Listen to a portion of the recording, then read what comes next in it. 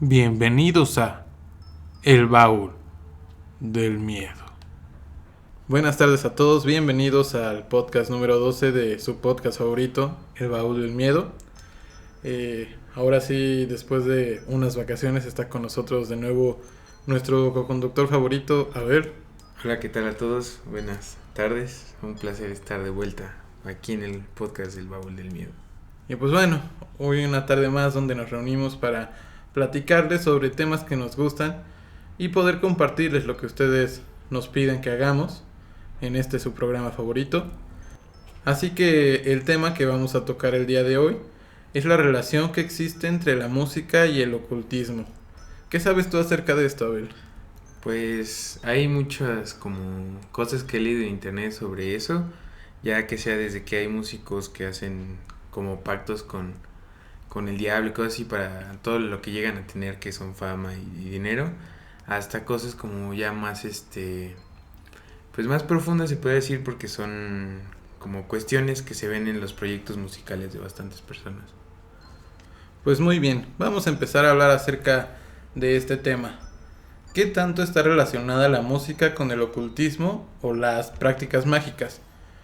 Desde que Robert Johnson vendió su alma al diablo por conseguir el éxito e inaugurando el conocido Club de los 27, o Aleister Crowley, siendo uno de los ocultistas más famosos y con una profunda influencia en lo que se conoce ahora como el New Age, e incluso a los 20 años de su muerte, como dato curioso, los Beatles sacaron un disco llamado Sgt. Pepper, en donde este salía en la portada, así como muchos temas de este estilo que iremos tocando esta noche.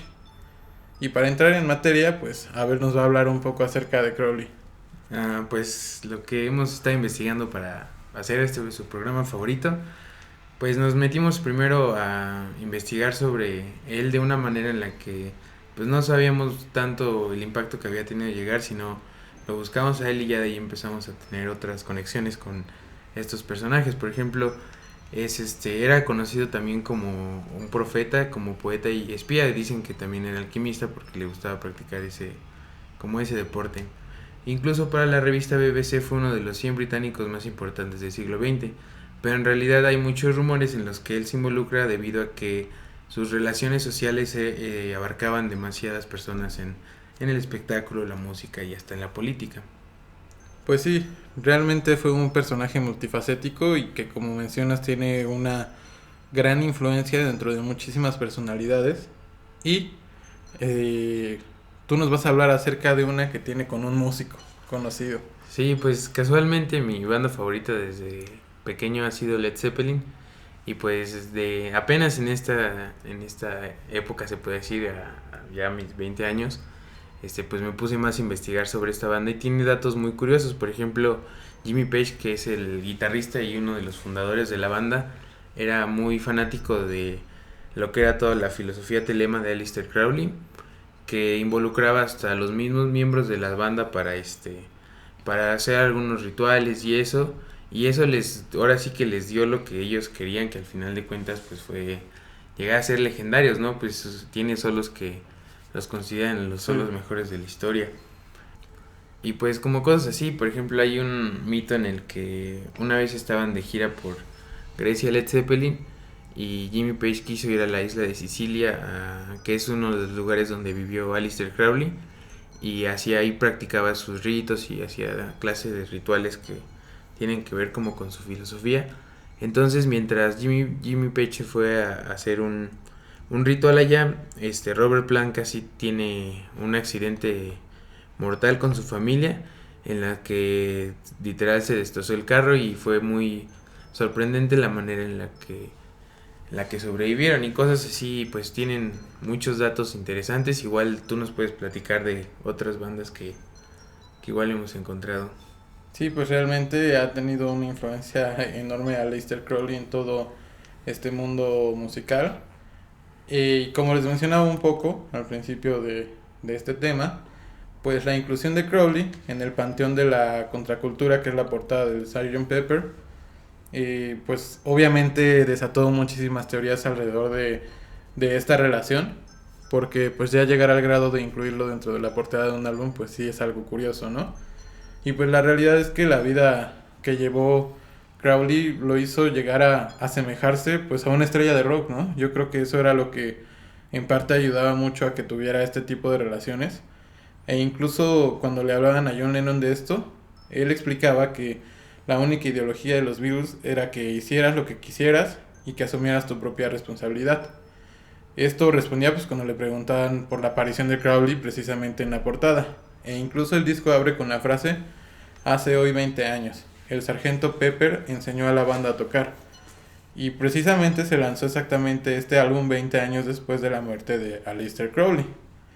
Otros músicos tan conocidos como David Bowie pues tienen, por ejemplo en el álbum Black Star, que yo creo que tú conoces y te gusta bastante, pues tiene muchas referencias a la magia telema, que como bien sabemos pues era la magia que practicaba Crowley. E incluso el cantante de Iron Maiden llegó a escribir una película de terror llamada Chemical Wedding, en la que un hombre era precisamente poseído por el espíritu de Crowley. Entonces, como podemos ver, pues realmente tiene muchísima relación con muchísimas bandas. Yo creo que podríamos incluso pasarnos todo un programa entero hablando de la relación de con cada uno de muchísimas personas famosas dentro de este mundillo. Pues tan solo Ozzy Osbourne, ves que escribió la canción de Mr. Crowley, pues era en referencia a él, y la letra pues sí está muy interesante. Al final de cuentas creo que si meten un poco de esoterismo en la música o cosas ocultas, y las personas que pueden interpretarlo, saber, más que nada saber investigando cosas así, pues encuentras temas muy chidos, ¿no? Para platicar. Sí, y acerca de este hombre pues hay datos tan curiosos como se supone que Aleister Crowley y Pauline Pierce, que es la madre de Barbara Bush, pues se dice que pertenecían al mismo círculo social, ¿no?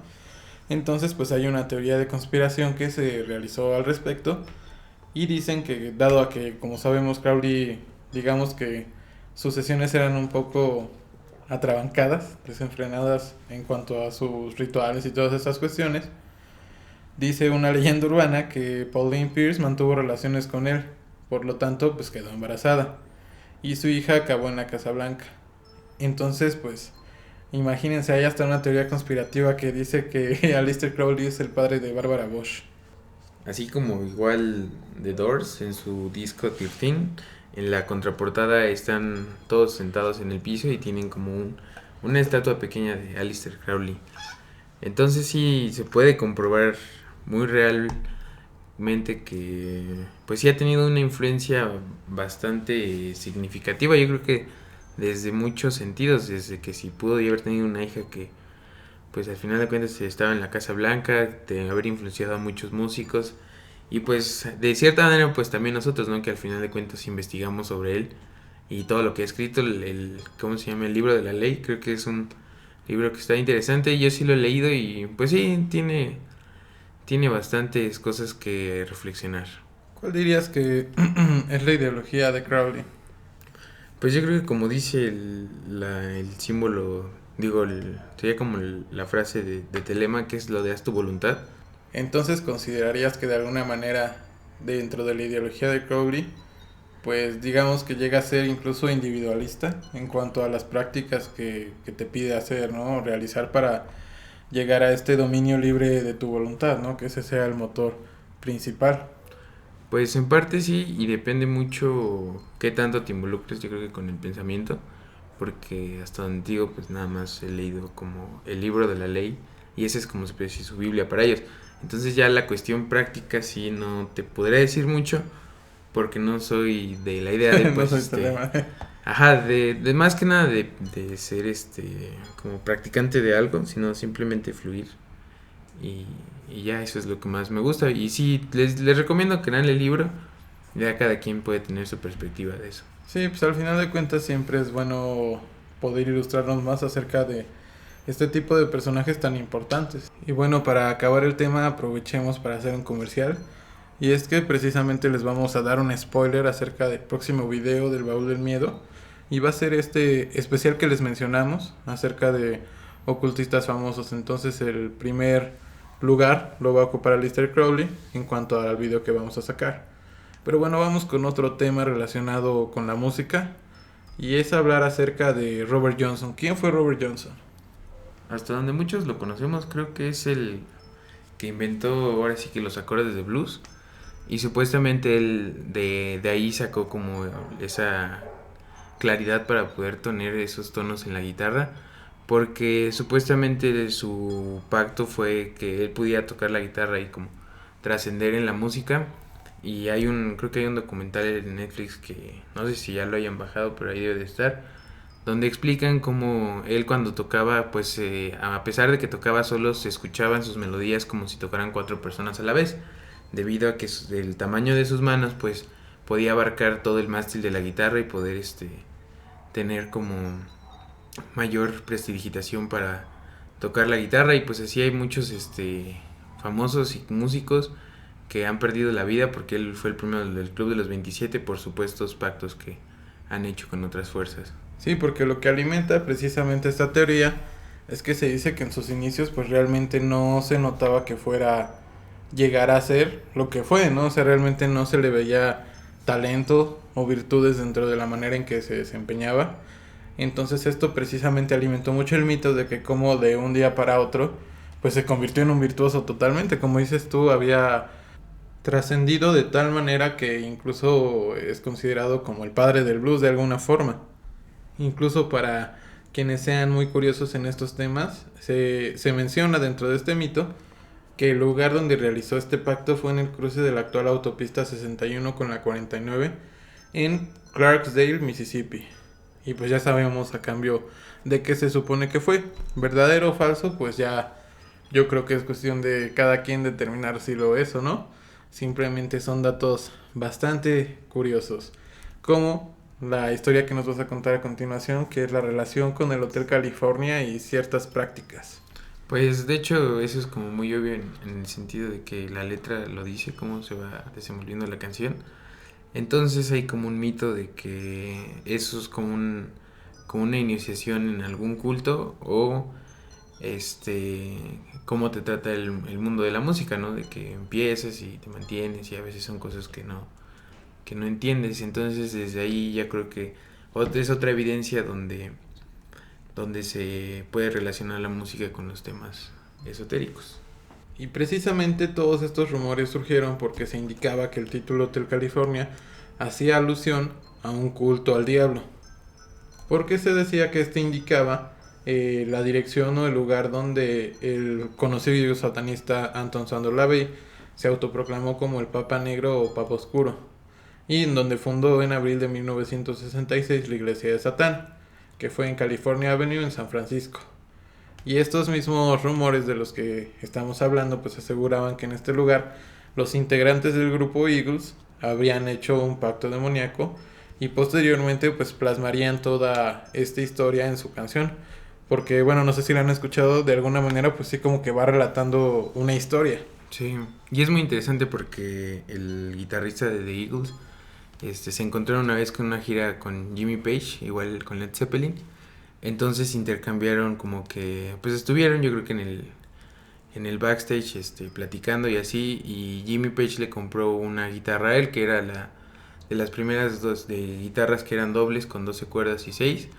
Entonces desde ahí como que empezaron a tener más conexión y pues hasta la fecha todavía Jimmy Page sigue utilizando esa guitarra para poder pues componer algunas de sus canciones que yo creo que ya no ha de hacer. Y pues sí, precisamente para seguir ahondando más en este tema, te voy a describir un poco de la historia que podemos llegar a encontrar dentro de su letra. Y se dice que la letra de este tema, que fue escrita por Don Henley, nos habla acerca de un hombre que llega pues, al misterioso Hotel California, que incluso se menciona en la canción como que podría ser el cielo o el infierno. Allí pues es recibido por una mujer, que para muchos pues aquí hacen alusión a que piensan que es una sacerdotisa, que es la que va a iniciar a estos recién llegados, digamos que a la iglesia de Satán, que es precisamente donde se supone que está el lugar. Pero pues también nos dicen que este forastero pues no es el primero en llegar ahí, porque empieza a escuchar unas voces dentro de los pasillos que digamos que parece hasta una misteriosa congregación, ¿no? Porque son voces extrañas. Y esta sacerdotisa le dice que son prisioneros allí por su propia voluntad. O sea que no están a fuerzas, ¿no? Por así decirlo. Más adelante estas mismas voces lo despertan a la medianoche para que participe en una especie de ceremonia. El hombre contempla un ritual de sacrificio donde se usan cuchillos acerados, pero el sacrificio pues no se logra llevar a cabo porque no se puede matar a la bestia. Todas estas partes que estamos recalcando pues son las partes que digamos que las partes álgidas que nos dan a interpretar esta historia. Así que obviamente el forastero, impresionado por todo lo que ha visto, pues se echa a correr, ¿no?, hacia la puerta para intentar escapar de este lugar. Sin embargo, se dice que un hombre de la noche le dice unas enigmáticas palabras que lo dejan totalmente frío. Dice: puedes cancelar tu reservación cuando quieras, pero no puedes marcharte nunca. ¿Cómo ves? A ver, O esto sea, muy interesante, ¿no? Sí. Creo que nunca había analizado con ese sentido tanto la canción y sí, pues eso es increíble, ¿no? Porque la melodía es súper, suena súper bien, son puros acordes como que entran en una muy buena armonía y la canción pues tiene un profundo significado aparte. Y precisamente las dos frases, digamos que hay dos frases en específico de esta letra que nos pueden dar más a notar esa relación, ¿no? En la parte en la que dice "This could be heaven" or "This could be hell", que ya la mencionamos, que esto puede ser el cielo, puede ser el infierno, eh, se dice que si se reproducía en sentido inverso, decía una frase bastante perturbadora. Sí, Satán, ¿cómo organizó su propia religión? Sí, él sabe bien que lo haría, qué maravilla. Como les decimos, pues estas son suposiciones, pero pues quién quita, ¿no? Podrían intentarlo si tienen el disco y alguna manera de invertir el sonido, pues ver si este último dato pues es real.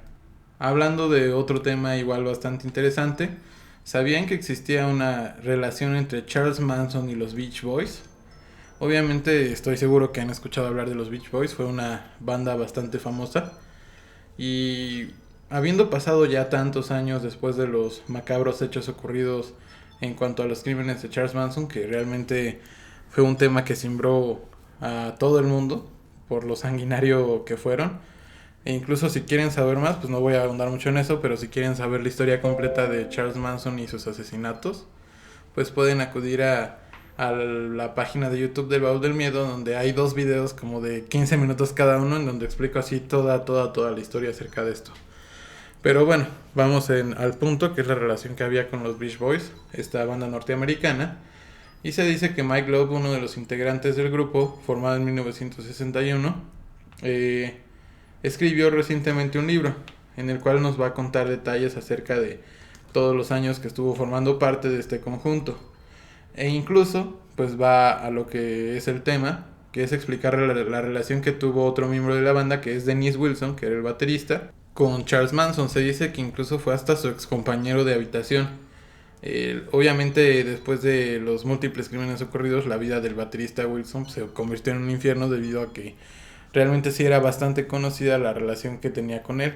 Incluso cuenta la historia que se supone que en una, digamos que en una parranda, Dennis Wilson pues estaba, bueno, salió en su coche, estaba recorriendo la carretera para llegar a su destino, y en el camino pues dos mujeres le pidieron aventón. Él aceptó y estas mujeres empezaron a hablarle acerca de Charles Manson, le dijeron que era un gran líder, porque en ese tiempo pues era considerado un gurú por las ideas que tenía de alguna manera. Entonces pues Wilson se le hizo muy interesante y quiso conocer a este sujeto. Pacta con ellas una reunión con Charles Manson, y de ahí se desenvuelve una relación que duró bastantes años y que obviamente terminó de manera trágica para ambas partes, porque al final incluso ellos tuvieron que admitir, dicen, ni Denise ni yo ni nadie asociado con los Beach Boys tenía idea de que Manson estuviera involucrado en estos asesinatos, porque pues sí, la relación con la banda era bastante profunda. Pero ¿qué piensas tú acerca de esto, Abe? Pues es muy interesante, no sé si en la película de Once Upon a Time en Hollywood, a la persona que fue a buscar al baterista, que fue Manson, se encontró con Sharon Tate, que en realidad pues habían cambiado de casa, y ahí hay una parte en la que está muy interesante, ¿no? Como las casualidades de, así que digamos lo del destino, hicieron que se mezclaran esas historias. Pues sí, porque de alguna manera la relación llegó a ser tan grande que los miembros de la banda pues se mudaron a la mansión, bueno, a una de las mansiones en las que estuvo moviéndose Charles Manson, porque pues la vida que les ofrecía era bastante desenfrenada, y pues yo creo que digamos que para ellos era un gurú. Lamentablemente pues sabemos lo que pasó posteriormente a esto, que fue una tragedia. Pero bueno, vámonos a otro tema igual de interesante, y es la relación que tiene Mick Jagger y los Rolling Stones con toda esta cuestión del satanismo, del ocultismo. Teniendo canciones como Sympathy for the Devil, pues yo creo que era muy difícil que no se le llegara a relacionar con este tipo de temas. Y pues es que obviamente hay muchos mitos en torno a la relación del rock con el satanismo. Porque hay personas que creen que canciones como Sopa de Cabeza de Cabra fue grabada por los Rolling Stones mediante un ritual de vudú. Pero pues realmente para los músicos en este tiempo la concepción del diablo no era la que pues mucha gente podría llegar a pensar, ¿no? Jagger incluso dice que simpatía por el diablo era una frase de Baudelaire, o como se pronuncie porque es un nombre francés y pues no somos los expertos en este campo. Y él mencionaba precisamente eso, que lo había sacado de la literatura francesa tomando un par de frases que luego pues fue ampliando dentro de esta obra.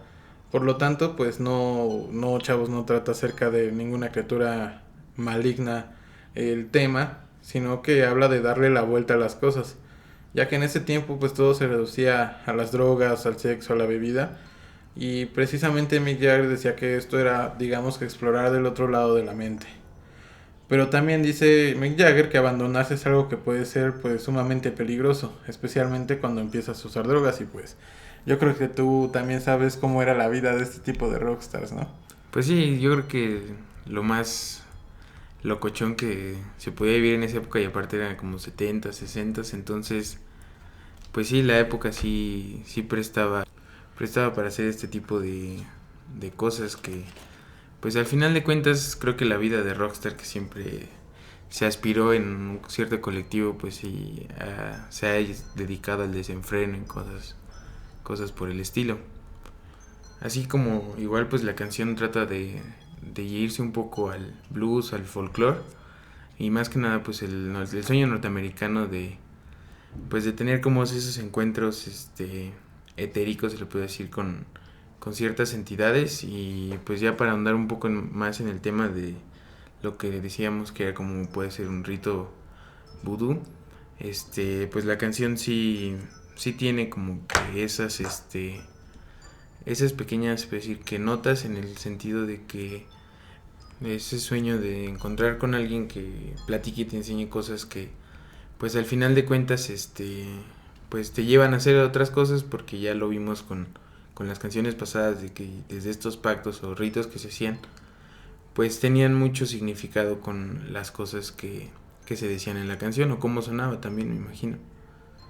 Y pues sí, obviamente los beneficiaba bastante este tipo de pactos, porque se dice que aumentaban su virtuosidad, como ya lo vimos con el caso de este bluesista tan famoso. Incluso para ahondar más en la cuestión de la parte del vudú en la canción de Simpatía por el Diablo, pues fue grabada en Londres en noviembre del año de 1968 para abrir precisamente su disco Banquete de Vagabundos. Pero lo curioso es que fue filmada por el director de sumamente conocido, un cineasta francés llamado Jean-Luc Godard, que precisamente lo incluyó en su película Uno más Uno, donde suenan tambores africanos rodeados de gritos que recuerdan una ceremonia vudú. Entonces es por eso que precisamente como que surgió esa teoría, ¿no? Pero pues realmente todo sucedió, digamos que sí sucedió en la realidad, pero no fue como la gente pensaba que había sido, simplemente fue la grabación de una película.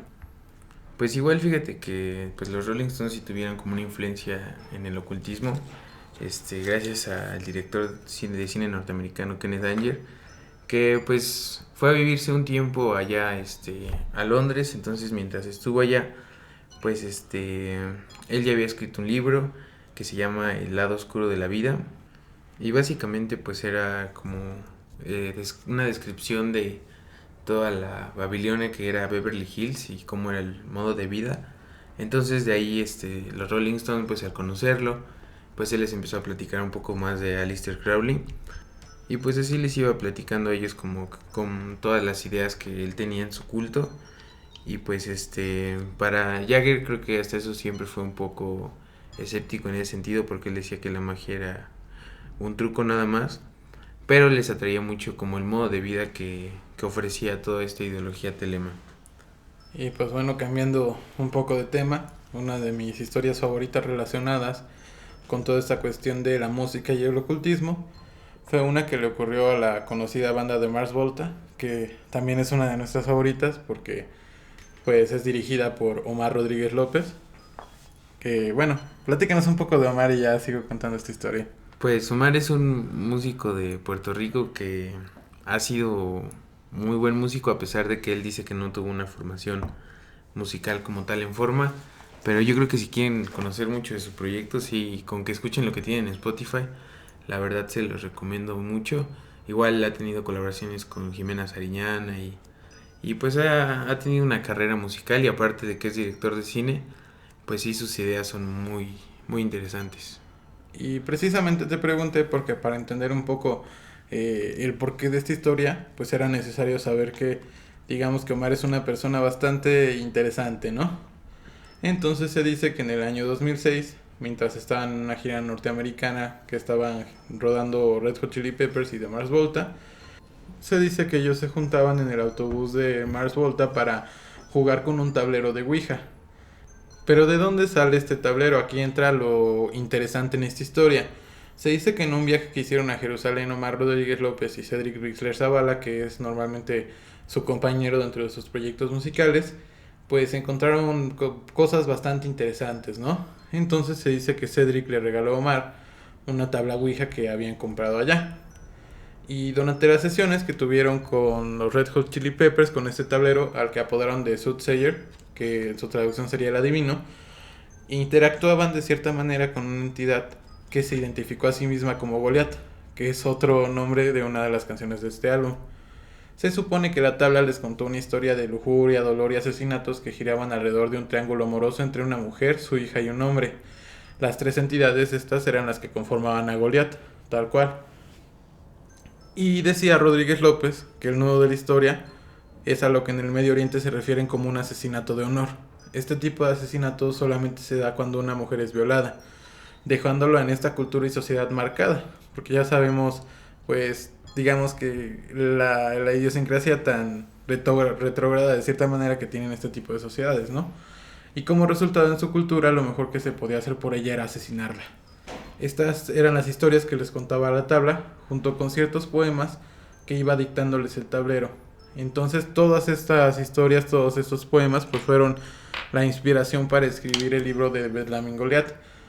Pero durante el desarrollo de este álbum, pues pasaron muchísimas cosas que nos hicieron o les hicieron notar bastante que la tabla, digamos que estaba de alguna manera ya influyendo demasiado dentro de la vida de ellos.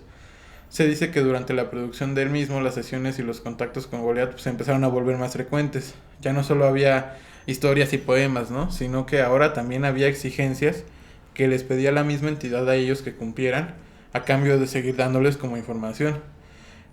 Omar cuenta que las primeras exigencias pues eran de cierta manera más leves, no eran tan fuertes, como ofrendas en alcohol o cuestiones de este tipo, pero conforme fue pasando el tiempo las exigencias fueron subiendo de tono, hasta que Goliath los amenazó con que si no le hacían caso les lanzaría una maldición. En este punto pues ya estaban totalmente, me imagino que sumamente asustados por todos los acontecimientos que estaban pasando, por lo que Omar tomó el tablero y lo rompió en dos partes y las enterró separadas. Le pidió a Cedric que nunca revelara el lugar donde habían sido enterradas y que nunca volvieran a hablar de todas estas cuestiones. Pero, a pesar de que ya habían enterrado la tabla de alguna manera, pues vino muchísima mala suerte para él y muchísimos problemas. Porque se dice que empezaron a tener problemas personales dentro de la banda. En esta gira el baterista, que era Blake Fleming, termina renunciando en medio del tour, o sea, una cuestión totalmente fuera de lugar. También se dice que este Cedric sufrió una lesión que lo tuvo que obligar casi a aprender a caminar de nuevo. E incluso, dentro de las grabaciones, dicen que de un día para otro el ingeniero de audio renuncia. Y aparte de esto, el estudio de grabación se inunda, ¿no? O sea, parecía que no quería salir a la luz ese disco. O sea, realmente estaban teniendo muchísimos problemas. Pero al final, después de varios meses de lucha, lograron sacar a la luz este disco que se los recomiendo bastante, es muy bueno. Y aparte, pues es sumamente interesante toda la historia que está, digamos que detrás de este. Y si quieren buscar en internet, pues hay mucha más información acerca de este tema, de cómo se relacionaban los poemas y todas estas cuestiones con la historia que contabla la tabla Ouija. Y se dice que incluso Omar tuvo que pasar todo un año vestido de blanco para intentar pues sacar esta maldición que había venido por el uso de esta tabla. Con esta historia concluimos la parte de la relación de la música, el ocultismo y todas estas cuestiones sobrenaturales que pues como vimos es bastante interesante y es bastante amplia. Pero vamos a inaugurar una sección que espero que se siga manteniendo en los próximos podcasts. Y es que como vimos que les gustan demasiado todas estas anécdotas o testimonios paranormales, hemos decidido que antes de la conclusión de cada podcast pues les dejemos uno o dos casos para que ustedes puedan escuchar y debatir acerca de estos. Entonces los dejamos con dos casos que están sumamente aterradores. Esperemos que les gusten. Hola amigos del Baúl del Miedo, mi nombre es Fanny y les voy a contar la siguiente historia. Cuando mi familia y yo vivíamos en la Ciudad de México, en la casa que teníamos allá, pasaban muchas cosas extrañas. Y no solamente me pasaban a mí, sino a toda mi familia. Les voy a contar la siguiente historia y quiero ponerlos un poco en contexto de que pues yo vivo con mis dos padres y tengo 3 hermanos varones. Soy la única mujer y soy la más chica. En ese entonces me acuerdo que mis papás y yo nos fuimos de viaje. Y recuerdo perfectamente que al llegar de vacaciones, llegamos pues a mi casa y llegamos un poco tarde, más o menos como a las 2 a.m. 3. No recuerdo muy bien, pero era demasiado tarde. Mi casa de allá se divide como en 3 partes. Está la cochera, después está el comedor y después le sigue la sala. Y del lado derecho está la cocina. Cuando yo entro a la casa, en el sillón yo veo una cabeza, pensando que era mi hermano el mayor. Como a él le encantaba el café y desde chiquita se me daba hacer cafés muy buenos, yo siempre que llegaba a la casa le preguntaba que si quería que le hiciera un café. Como buena hermana, ¿verdad? Entonces, pues yo vi la tele prendida de la sala, se veía la cabeza ahí como si estuviera alguien sentado. Y le dije, ya llegamos, ¿quieres que te haga un café? Y perfectamente escuché que me dijo, sí, ya sabes cómo me gusta. Dije, ok, me metí a la cocina. Mis papás todavía no entraron a la casa porque estaban bajando todo el equipaje. Entonces yo me meto a la cocina y empiezo a preparar el café y pues yo me empiezo a hacer un sándwich porque traía hambre y demás, ¿no? Lo raro aquí fue que de repente sentí la mano de mi hermano, el mayor, y me dijo, ¿qué haces? Y le dije, te estoy haciendo tu café que me pediste. Yo no te pedí nada, me dice. Y pues yo me saqué de onda. Y le dije, ¿cómo no? O sea, si tú estabas ahí sentado en la sala, estaba la tele prendida, y me dijiste que sí querías un café. Y en eso me dice, yo acabo de llegar, yo no estaba sentado ahí. Entonces, desde ahí, o sea, hasta ahora que lo cuento, siento como si la piel se me hiciera chinita.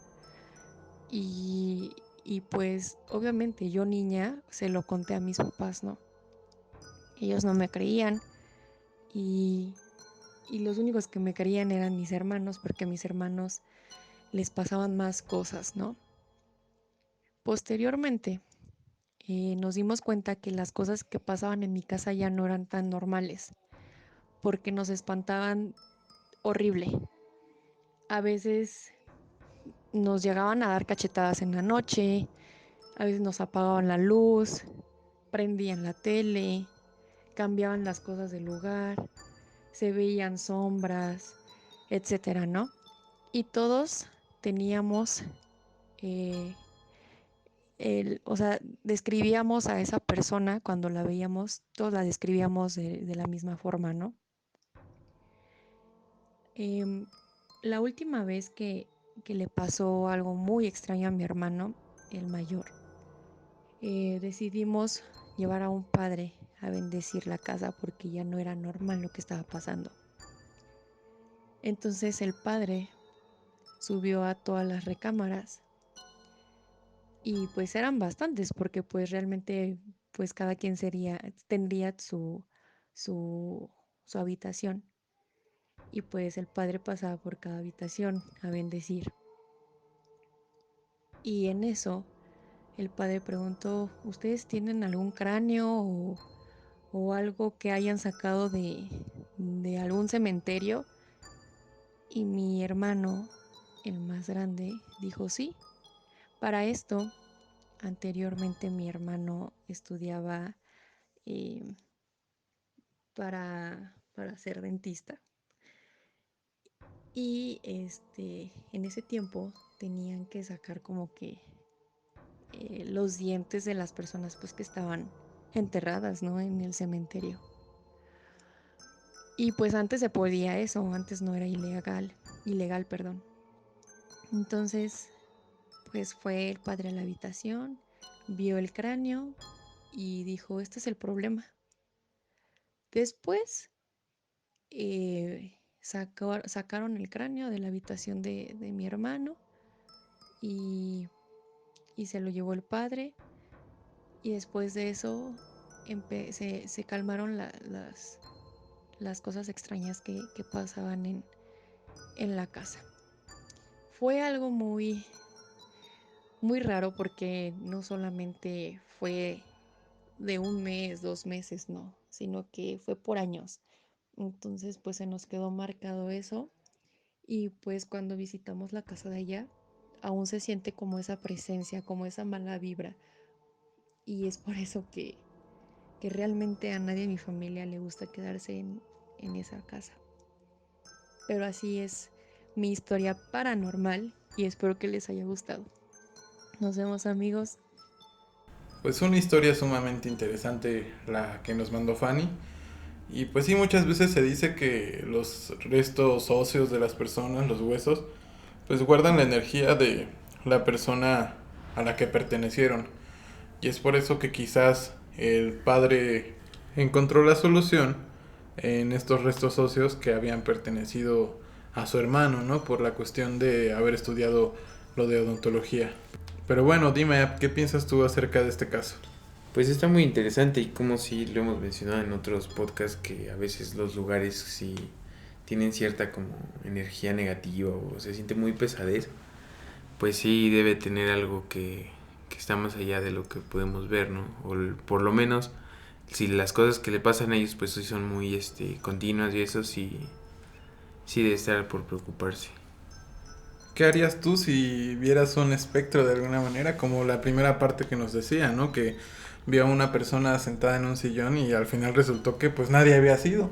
Sí, pues la verdad sí, pues sí me sacaría un poco de onda, ¿no? No sé cómo reaccionaría en ese momento, pero espero sí no sea una vivencia que tenga yo que tener. Esperamos que no nos pase. Pero bueno, vamos con la siguiente historia. Hola amigos del Baúl del Miedo, yo soy Andrea y les quiero contar esta historia.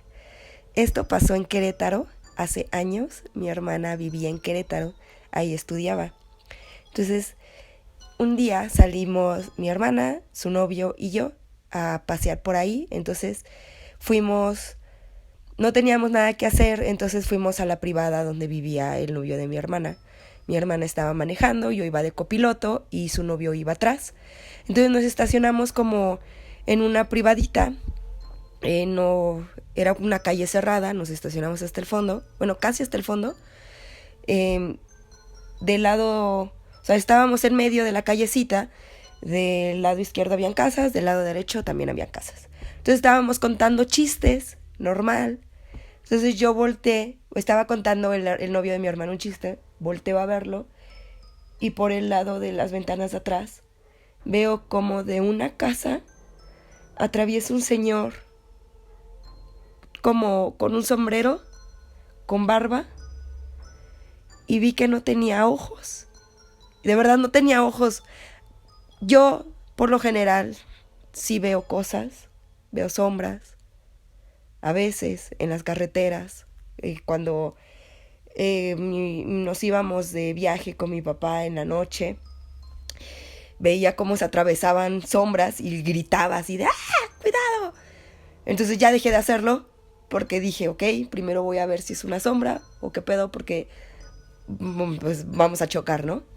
Entonces, pero a ese señor lo vi bien, o sea, lo vi cómo iba vestido, iba de blanco, con barba, sin ojos, o sea, sus ojos eran como una pequeña cueva por ahí, y me dio un buen de miedo. O sea, cuando a veces veo cosas, hay veces que no me dan miedo, hay otras veces que de verdad grito, pero es muy rara vez cuando me da miedo. Pero este señor me dio un buen de miedo, tanto que, o sea, yo vi cómo ahí iba atravesando la calle y como que quería ir hacia mí. Entonces yo lo que hago, o sea, muy tontamente, puse el seguro del coche y le dije a mi hermana, vámonos. Y mi hermana así como, ¿qué pasó? Le digo yo así, pero rápido, así de, vámonos, pero ya. Y yo no quería ver hacia la ventana, ¿no? Entonces ya, o sea, me vio tan desesperada y le dije, pero ya arranca, por favor. O sea, yo ya estaba hasta llorando, pero fue en cuestión de segundos esto.